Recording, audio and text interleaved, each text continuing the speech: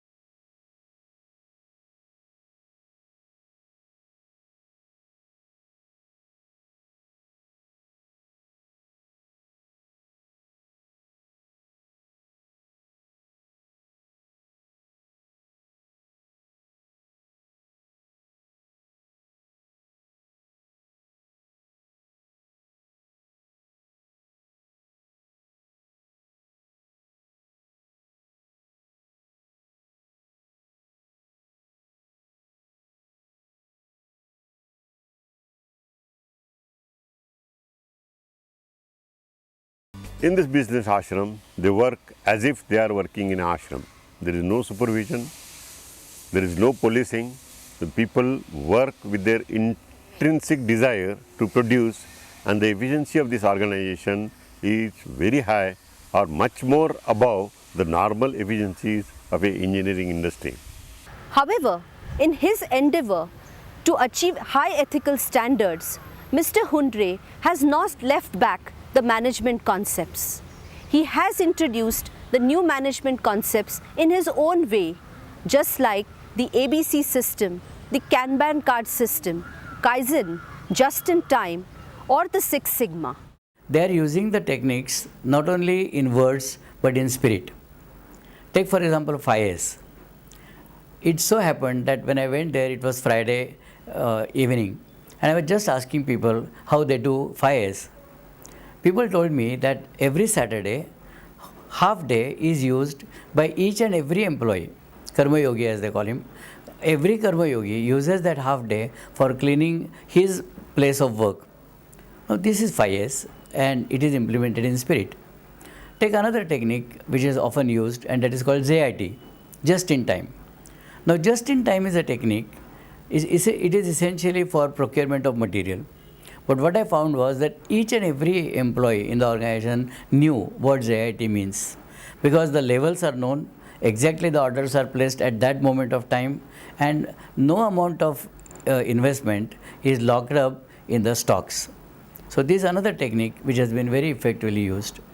Six Sigma, for example, is essentially for improving the accuracy, improving the quality of work.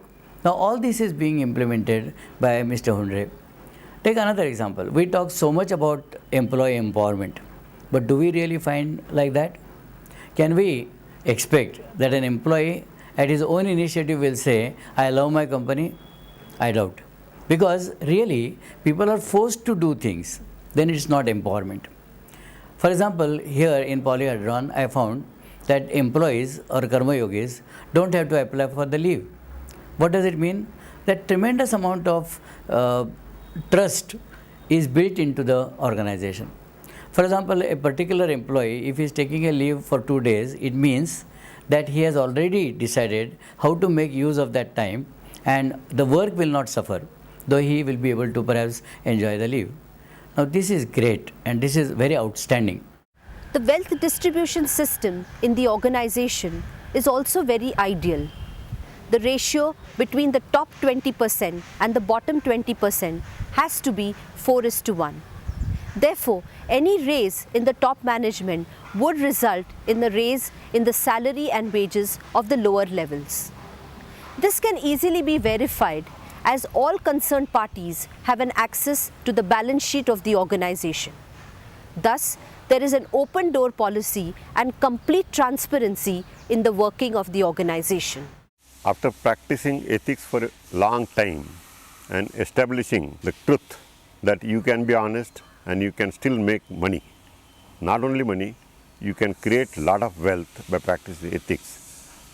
Once I got convinced that the experiment is almost successful, I started searching for a solution beyond ethics. And I came across a thought of Swami Vivekananda which says, Western efficiency and dynamism, if combined with Indian spiritual values, will produce the best management system in the world. I started thinking about this idea and started conceptualizing a business which integrates spirituality.